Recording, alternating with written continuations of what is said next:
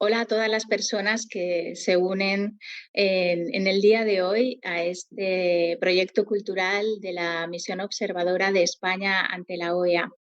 El Ministerio de Exteriores quiere en este año tan emblemático conmemorar el año Picasso y desde esta misión pues hemos querido aportar también a esta celebración nuestra actividad cultural.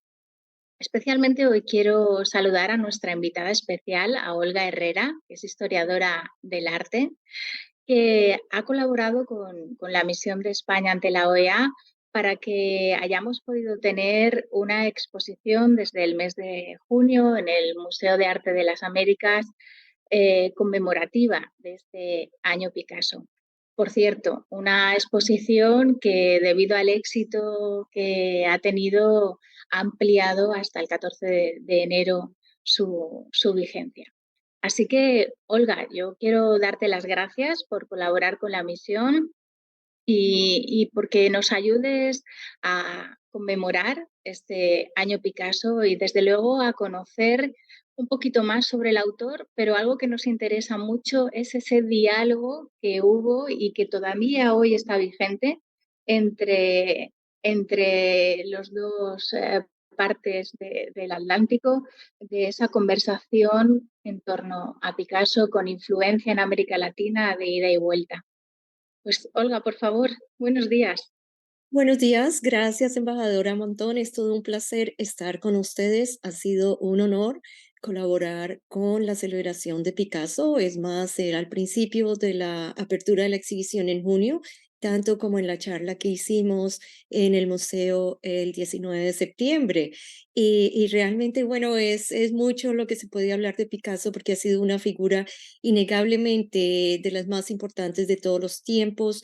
Su creatividad, su curiosidad y su imaginación extraordinaria han tocado todos los rincones del mundo y lo continúan haciendo.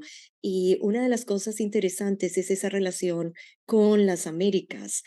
Hablábamos en la charla anterior que cuando él fallece en abril del 73, la OEA crea un acta especial para hacer una conmemoración en el nacimiento, que justamente fue el día de ayer, octubre 25.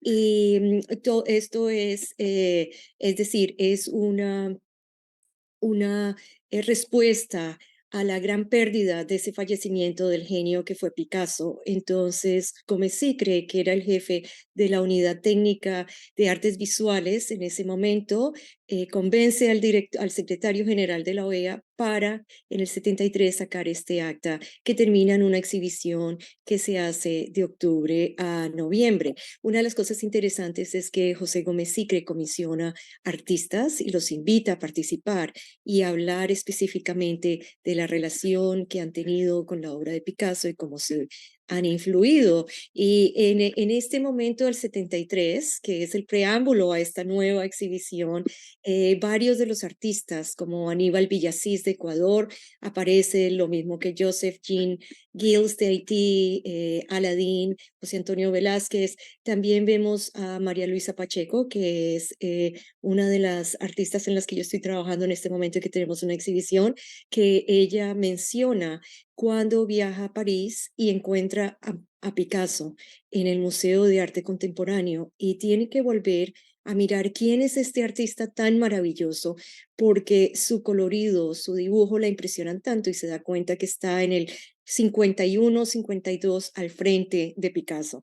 También tenemos en esa exhibición otras figuras importantes de del arte latinoamericano, como fueron Armando Morales, Mauricio Aguilar y Alejandro Obregón. Entonces, Alejandro Obregón nos conecta con la exhibición actual en la charla o la conversación con Picasso de las Américas.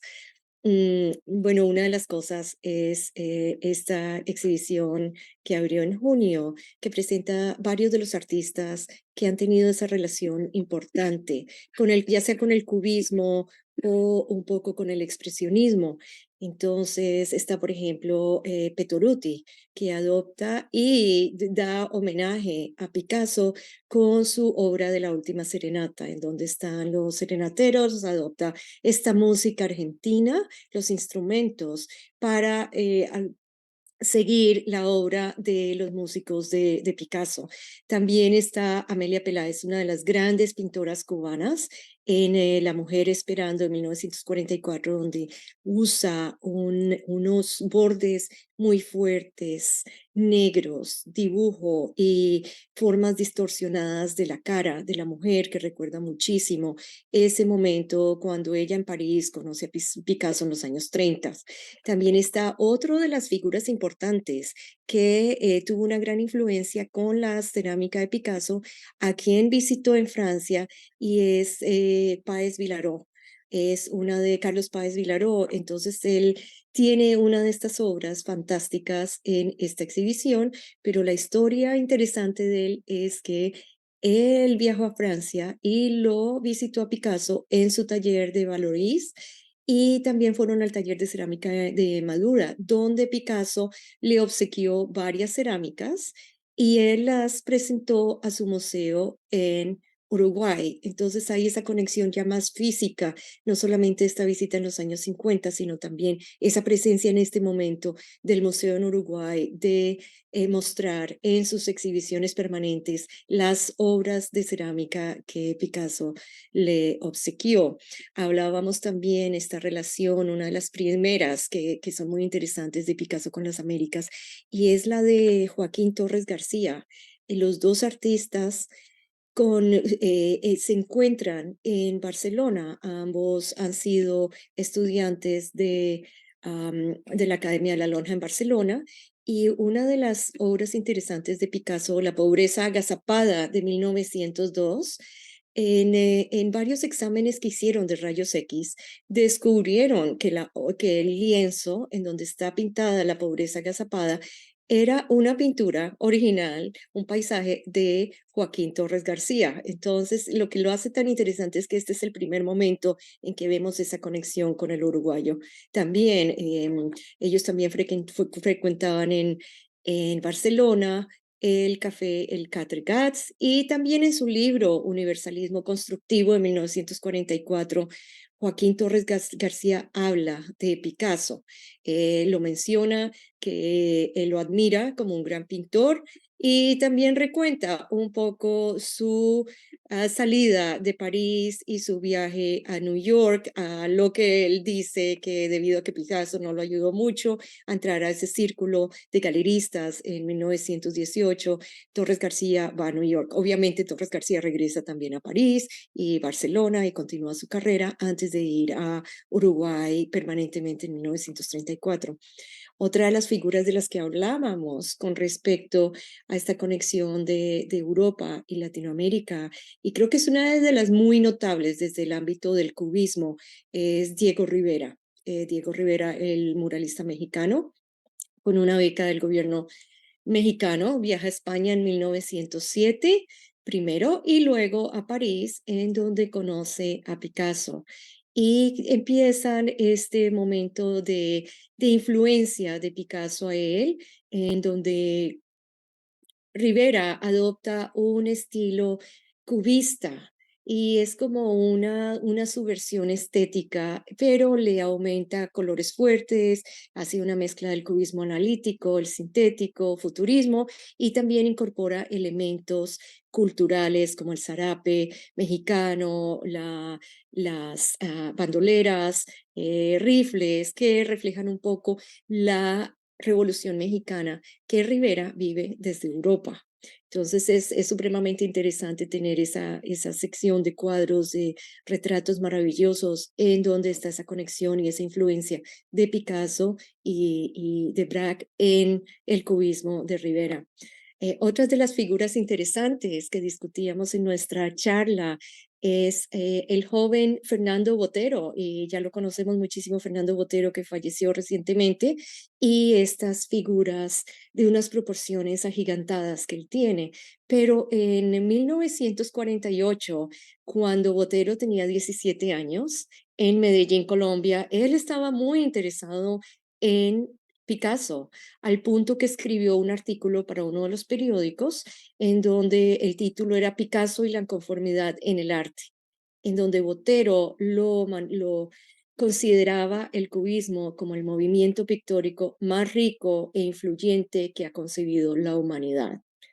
Y hablaba de Picasso mismo con una admiración enorme, notando la gigantomaquia monumental y sensual. Esto es un Botero a los 17 años y después lo vemos en los años 60 realmente desarrollando este tipo de pintura a la que él empezó a pensar en los 17 años. O sea que hay una conexión, tal vez una influencia directa. Claro que Botero estuvo muy influenciado también por los otros artistas como es Velázquez y los holandeses, pero de todas formas hay esa conexión. Una de las cosas que mencionábamos también es que Botero está en Washington en su exhibición en el Museo de Arte de las Américas en el 57 y ese es el mismo momento en que el Museo de Arte Moderno de Nueva York ofrece la exhibición de los 75 años de Picasso con 270 obras del artista. O sea que pensamos que él lo vio y que hay una gran conexión que tal vez Ujú. no ha sido muy ligada, pero está. Sí. De otros artistas, María Luisa Pacheco es la artista con la que estaba yo trabajando. Tenemos ahorita en este momento la exhibición en la OEA, en el Museo de la OEA, que los invitamos muy cordialmente. Una de Sí, las además una colaboración que estamos haciendo con la Embajada de Bolivia y España y el Museo del Ama y estamos desde luego muy contentos de recuperar a Pacheco para el Museo del Ama. Correcto, y una de las cosas que decíamos la semana pasada es que si ella recibió una beca para posgrado del gobierno español, ellas antes de ir a España su trabajo había sido más ilustración, hacía retratos, hacía pinturas, pero no a un punto en donde incorporara una abstracción.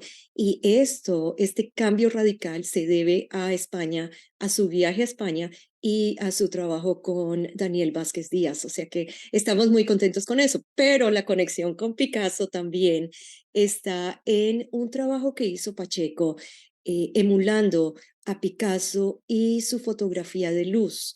Una de las cosas que sabemos es que el fotógrafo John Milley visitó a Picasso muy rápidamente y en esta conversación le dijo, bueno, ¿usted qué está haciendo? Y él dijo, estoy capturando el movimiento con luz al ponerle a las patinadoras de hielo luces en sus patines. Y le sugirió a Picasso, ¿por qué no hacemos algo con una antorcha, con una linterna? Y así crearon una serie de 35 dibujos de luz.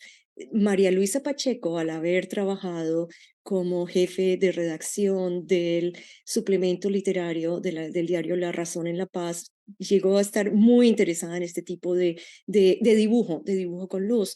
Y ella hizo varios de estos dibujos que publicó mismo en España en la revista Mundo Hispánico en 1952. Pensamos también que una de las cosas más importantes en cuanto a esta conexión de Picasso con las Américas y en especialmente con Brasil fue la segunda Bienal de Arte de Sao Paulo en 1953, que es cuando Picasso hace arreglos con el director de la Bienal y lleva, para celebrar los 400 años de Sao Paulo, lleva una colección de 60 pinturas, incluyendo la Guernica. Entonces es como es esta vitrina al mundo en donde artistas de todas las Américas y del mundo están exponiéndose después de la Segunda Guerra Mundial a esta obra maravillosa del artista. Una de las cosas, María Luisa Pacheco estuvo ahí presente también y lo que hablaba ella era em, figuras de renombre disertaron sobre el arte moderno en frente al gran cuadro, haciendo posible un detenido estudio y análisis. Entonces es esta presencia tan fuerte que hemos querido celebrar con esta charla. Y la exposición actual también es una maravillosa conexión, 50 años después de la primera exhibición y una continuación de los 50 años del fallecimiento de este gran genio. Olga, me gusta mucho que hayas empezado recordando esa resolución que adopta la Asamblea General de la OEA a los meses de haber fallecido Picasso,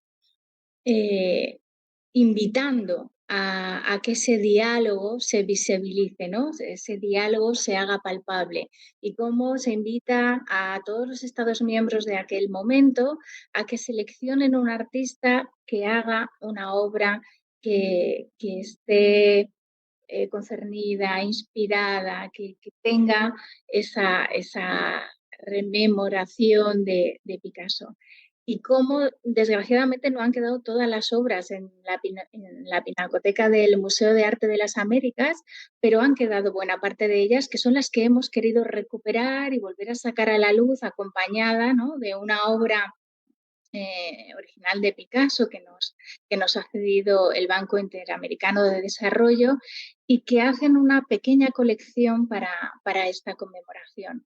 Y a mí me gusta especialmente el relato, ¿no? Cuando entras en la sala puedes admirar los cuadros, pero el relato que hay detrás de ese interés de la Organización de Estados Americanos por hermanarse con Picasso en ese momento, ¿no? Un 1973, que sabemos que es el de la muerte de Picasso, que fue desde luego muy convulso en todo el mundo y que, salvando las distancias de todo tipo, seguramente podríamos establecer algún paralelismo a lo que estamos viviendo hoy, que tenía una crisis energética mundial, precedida de un conflicto bélico y que había ideas autoritarias y de odio que contaminaban todo el mundo, ¿no? Y España incluso estaba bajo una dictadura y bajo la censura que imponía una mirada muy estrecha y muy cerrada de la cultura del arte y en general de la vida.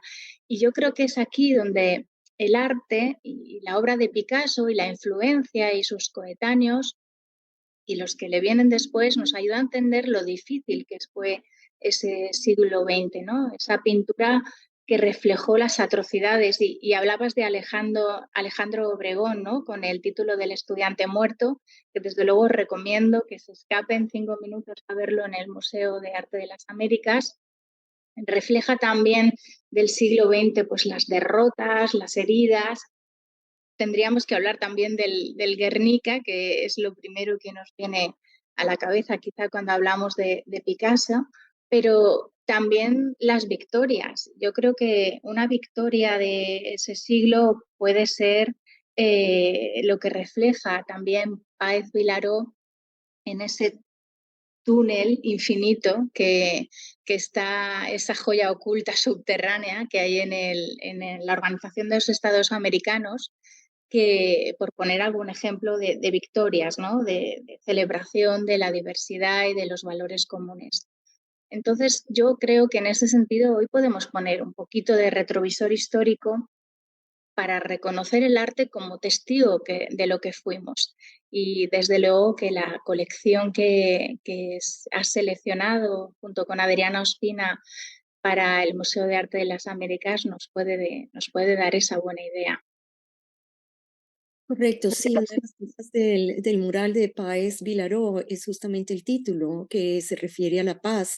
Y debido a que Picasso tuvo una carrera tan larga y testigo a tanto conflicto, es decir, Primera Guerra Mundial, Segunda Guerra Mundial, toda esta reorganización en Europa, reconstrucción de Europa, realmente es muy notable, pero de por sí, dentro de toda su obra, hay, hay algo positivo también de la humanidad, y eso es lo que es notable, que hay muchos sentimientos de una gran admiración, de soledad, de todos estos temas que nos tocan dentro de este desarrollo y tecnología del siglo XX y siglo XXI, pero conserva algo especial, yo creo que dentro de esa creatividad como de un honor también al ser humano. Hay una parte muy importante y humanista en su obra, que se puede tomar, y yo creo que es muy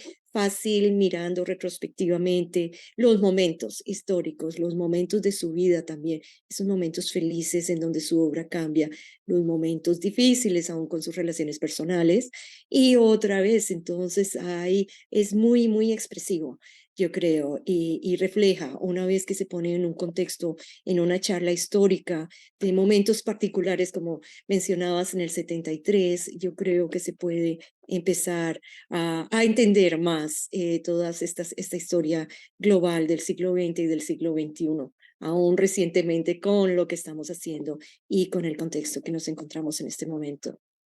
Sí, y también hemos querido poner el acento en el diálogo, ¿no? Porque podíamos haber conmemorado el año Picasso contando su vida, centrándonos en el autor, pero en esta misión hemos querido poner el acento en ese diálogo con América Latina, ¿no? Y el Caribe.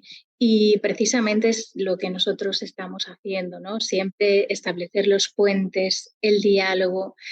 Y en este conversatorio de hoy, donde estamos revisitando la obra y el mensaje de Picasso pues, desde una perspectiva más contemporánea, lo hacemos por su fuerza artística, desde luego, pero yo creo que también por la fuerza política, reivindicando la vigencia del mensaje de su obra, como tú decías, y de su escuela, ¿no? Que define un siglo XX con toda su crueldad, su violencia, su pasión, sus excesos y sus contradicciones. Y un mensaje político que nos está hablando también de paz, de derechos humanos, de libertad de expresión y contestatario al odio y a los totalitarismos y a las dictaduras. Y creo que precisamente es la fuerza que encontramos no solo en Picasso, sino en los autores que tú estabas mencionando, ¿no? La viveza de ese mensaje a día de hoy. Correcto, sí, definitivamente bueno, su obra también una de las cosas es que es uno de los artistas más productivos que haya existido, con una obra de más de 50.000 piezas. Entonces, es decir, y está expresando todo lo que está viviendo, la ocupación de París, la guerra, todos estos momentos que son muy, muy tristes y al mismo tiempo sí, es decir, haciendo que el hombre como ser humano sepa y reconozca. Una de las obras que me llamaron mucho la atención son sus autorretratos del 73, 72, 73, antes de morir, y es como que el artista mirando a la muerte. Y realmente son muy existenciales en cuanto a lo que ha vivido, a lo que ha visto, es como mirando a través de su retrato, cómo se está representando todos los horrores que ha visto, pero también todo este cambio que ha habido globalmente a través de todos los 80 y pico años que él vivió. Sí, realmente la conversación ahorita con las Américas y la exhibición es absolutamente maravillosa de poder ver esa influencia, pero también poder ver cómo los artistas desarrollan su propio estilo, su propio vocabulario y rinden homenaje al mismo tiempo. Sí, desde luego, sin perder, como tú dices, el propio vocabulario, ¿no? Es como, al final, da la sensación como que todos estamos compuestos por trocitos de otros y cogemos lo mejor de los otros para hacer nuestra propia mejor versión. Desde luego, yo creo que eso también es como un submensaje que se puede extraer de la exposición que tenemos ahora en el Museo del Ama. No sé si, Olga, si quieres añadir algo más o hacemos un cierre de la conversación de hoy. Y bueno, solamente quiero Ujú. felicitarlos a ustedes por este apoyo tan grande a la cultura, por el apoyo al Museo de Arte de las Américas, a los proyectos, a las exhibiciones y a estar pendiente y reconocer todos estos maravillosos artistas que han tenido una relación con España. Yo pienso que la Escuela de San Fernando ha sido algo maravilloso, lo mismo que la Lonja en Barcelona, por donde han pasado muchísimos, muchísimos artistas, más esa presencia de Picasso en París que los ha tocado todo. Es muy interesante ver cómo a medida que miramos a los artistas de medio siglo del siglo XX, todos han tenido alguna relación o tienen historias relacionadas con Picasso, o sea que son parte de ese grande ecosistema de Picasso y del arte contemporáneo. Bueno, pues muchas gracias, Olga, por toda la colaboración, la ayuda, la entrega que le has puesto, el cariño que le has puesto a esta colaboración con la misión de España ante la OEA. Y no me queda más que invitar al público a que se acerque al Museo de Arte de las Américas a disfrutar de este arte perenne de Picasso, de ese ecosistema que tú dices, que al final tiene un mensaje político vigente muy fuerte, que es de paz y libertad. Y esta conmemoración artística creo que también nos va a servir estos 50 años de la muerte de Picasso, pues para reivindicar la paz y la libertad en todos los rincones de nuestro planeta, más en este contexto de presidencia de España de la Unión Europea, donde uno de nuestros principales objetivos es tender puentes de diálogo, de colaboración entre las dos orillas del Atlántico, entre España y Europa y entre América Latina y el Caribe. Así que muchísimas gracias de nuevo por la colaboración. Invito a todo el mundo a que venga a disfrutar del arte, que se imbuya de ese mensaje que queremos transmitir con él, de paz y libertad. Y seguimos trabajando. Nos vemos. Un Muchas abrazo. gracias, embajadora. Gracias, gracias a todos. Muchas gracias.